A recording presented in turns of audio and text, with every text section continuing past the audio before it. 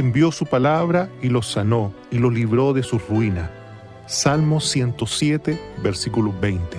A continuación, un momento en la palabra del Señor.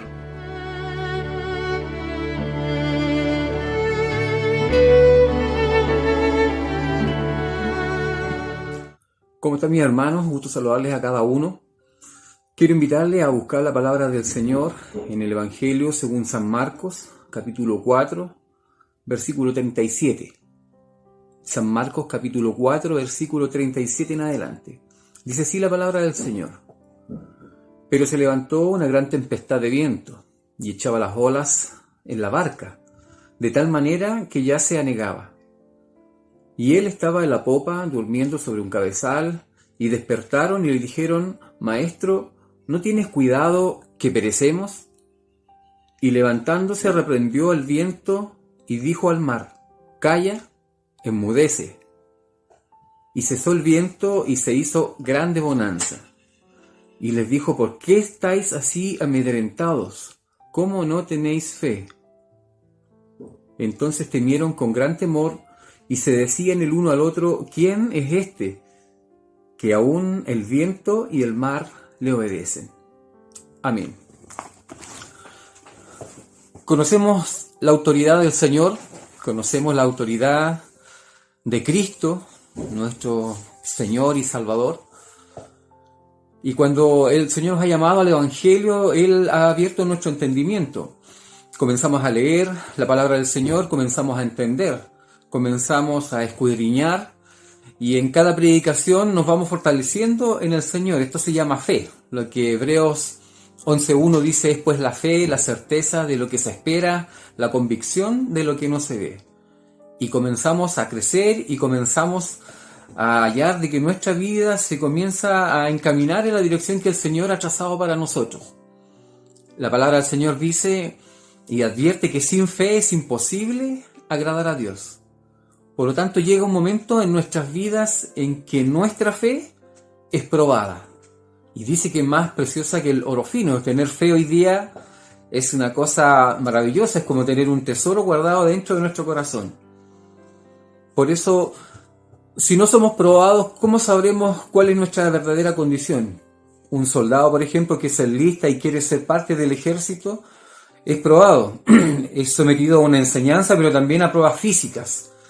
Usted habrá visto seguramente, ¿no es cierto?, en películas o de alguna manera se ha enterado, son tirados al mar, son tirados al barro, son dejados sin comer, y son pasados a un proceso bastante difícil, su estado físico pero también mental sometido a prueba, y estas personas voluntariamente perseveran en eso, perseveran.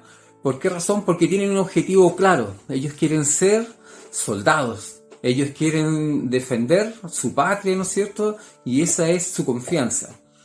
Luego, cuando nosotros somos llamados a ser hijos del Señor, nosotros también tenemos claro cuál es nuestro objetivo. En primer lugar, ser salvos.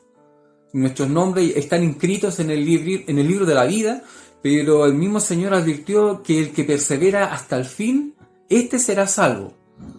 Por lo tanto, como en un colegio, nosotros tenemos que ir pasando por diversas pruebas, y sometida nuestra fe a prueba, ¿no es cierto?, vamos a saber realmente cuál es nuestra verdadera condición.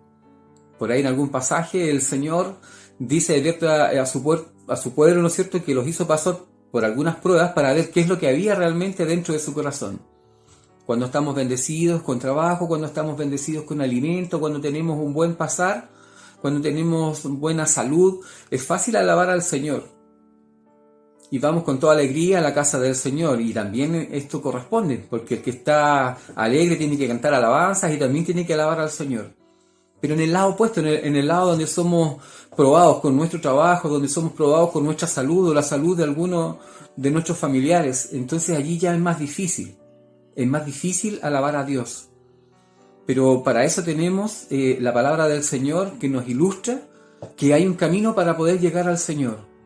Muchas veces a lo mejor la persona ha alcanzado tal nivel en su enfermedad que también su mente y su ánimo se va desgastando. Si usted se habrá dado cuenta que cuando tiene un problema y el problema es grande, las personas, usted y yo seguramente nos sentamos a pensar o alguna vez simplemente nos acostamos como queriendo hallar paz para nuestros corazones, pero tampoco podemos conciliar el sueño. La palabra del Señor, y qué bueno que existe la palabra del Señor, y qué bueno que sabemos y conocemos la palabra del Señor, y nos anima de muchas maneras. Uno de los pasajes más maravillosos es allí, Jeremías 33:3, cuando el Señor dice: clama a mí, y yo te responderé, y te enseñaré cosas grandes y ocultas que tú no conoces. Los salmos en muchos pasajes dicen: este pobre clamó, y le oyó Jehová, y lo libró de todas sus angustias. Por lo tanto, la persona que pasa por una prueba pasa también por un proceso, pasa por un desánimo, la duda, ¿no es cierto?, porque somos humanos, lo acongoja, pero el que es hijo de Dios siempre tiene una llama encendida dentro de su corazón, y eso impide que la persona se apague. Nunca vamos a tener una prueba más grande que la que podamos soportar, el Señor así lo ha establecido. Y algunos hermanos hemos visto que han pasado grandes pruebas. A veces las personas de ancianos, luego de haber servido toda una vida, sirviendo al Señor, trabajando para el Señor, uno esperará a lo mejor, este hermano va a morir en su camita, va a cerrar sus ojos y en el sueño se va a ir, qué cosa más maravillosa. Pero sin embargo, en el ocaso de su vida, una gran prueba, una pérdida de un familiar o una gran enfermedad que hace apretarse a la persona en su cuerpo adolorido, y viene el enemigo y trabaja el enemigo. ¿Dónde está tu Dios? ¿Dónde está tu Dios? Y parece que nos fuera a poner el pie encima, pero no lo puede hacer. Y esto es lo maravilloso, porque usted y yo estamos escondidos en el hueco de la mano de nuestro Dios. Aleluya al Cordero de Dios. No estamos solos. No estamos solos. Dios es con nosotros y Él nos tiene allí escondidos en el puño de su mano. No con una fuerza que nos aplaste, sino como quien toma una mariposa en su mano y con la capacidad, ¿no es cierto?, de soltarla y que pueda volar. Esa es la ternura y el amor que Dios tiene para con nosotros. Ahora, en el relato que acabamos de leer, Jesús estaba durmiendo dentro de la barca. Este es un relato muy conocido, pero simplemente me quiero citar en dos frases bien específicas que salen aquí. Una, de que el Señor tenía paz, y cuando el Señor se levanta porque lo despiertan, como que el Señor no se había dado cuenta de esto, entonces el Señor despierta, ¿no es cierto?, y le dice: pero, ¿qué pasa, no es cierto? ¿Por qué estáis tan desesperados? ¿Por qué estás amedrentado? Es la palabra que ocupa, y eso significa atemorizado, intimidado, con miedo. ¿Cómo no tenéis fe? Y en este caso usted y yo somos desafiados en nuestra fe. No es correcto decirle a un hermano que está completamente enfermo, tirado en una cama: oiga, ¿por qué no tiene fe? Y levántese. No, sino que simplemente recordarle lo grande y lo importante. Dios está contigo, Dios no te ha dejado, Él va delante de ti, Dios tiene los cuidados, los ojos de Jehová están atentos, y los oídos también al ruego y a la súplica de sus hijos. Por eso, amado hermano, tenga usted ánimo, y cito el último versículo. De aquí, dice que entonces temieron con gran temor, y decían el uno al otro: ¿quién es este? ¿Quién es?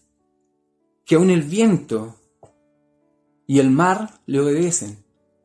Es Jesús, aquel que murió en la cruz del Calvario y que parece que se había muerto nuestra esperanza con Él, pero descendió a lo profundo y de allí salió triunfando sobre la muerte. Y Él dice que el que está muerto en Cristo también vivirá, porque Él resucitó y nosotros también resucitaremos con Él. Tenemos un futuro asegurado en el Señor. ¿Qué queda para usted y para mí? Solamente tener ánimo. Somos un grupo de hermanos, ancianos, jóvenes. Si alguno se desanima, ánimo, hermano. Yo también necesito palabras de ánimo, usted también. No importa el cargo, ¿no es cierto?, la responsabilidad que tengamos, pero el ánimo, eso es lo que tiene que permanecer en nosotros. Nuestra fe nos dice de que Jesús tiene todo poder y toda autoridad para hacer aún lo más imposible. Cuando el hombre dice no podemos, allí empieza a actuar el Señor con su poder, con su autoridad, pero también con su amor. Él nunca lo va a dejar solo, jamás. Jamás lo va a dejar solo, hermano amado. Aleluya. Nunca lo va a dejar solo. Su mano ya se extendió hacia nosotros y Él no nos va a dejar. Como un niño un papá que le enseña a caminar a su hijo, si se cayera lo va a levantar y lo va a encaminar nuevamente, pero nunca lo va a dejar. Esa es la bendición maravillosa. La mano del Señor está extendida. Y la fe nuestra es que nuestra mano se extienda hacia la de Él y nos afirmemos de la de Él. Él nunca nos va a dejar, nunca nos va a desamparar. Está escrito en su palabra y Él no es hombre para que mienta. Dios le bendiga mucho, mi hermano. Y le invito a que oremos. Amado Padre, gracias por esta palabra de bendición. Gracias, mi Dios, remece nuestra fe, pero esto es tan necesario, Padre, en estos tiempos de dificultad. Parece que todo es oscuro, parece que todo es grande. Y no queremos poner la mano o la mirada en el gigante, sino que queremos poner la mirada en tu mano, que eres mayor que el gigante y mayor que nuestro problema. Señor, gracias porque nos desafías a nuestra fe, pero creemos en ti, que aquel que comenzó la obra la perfeccionará también en nosotros. Gracias, amado Padre, y pedimos por aquel que es más sencillo, que es más humilde, para que también tú lo bendigas. Dios bendito, muchas gracias. Muchas gracias en el nombre de Jesús. Amén. Dios le bendiga.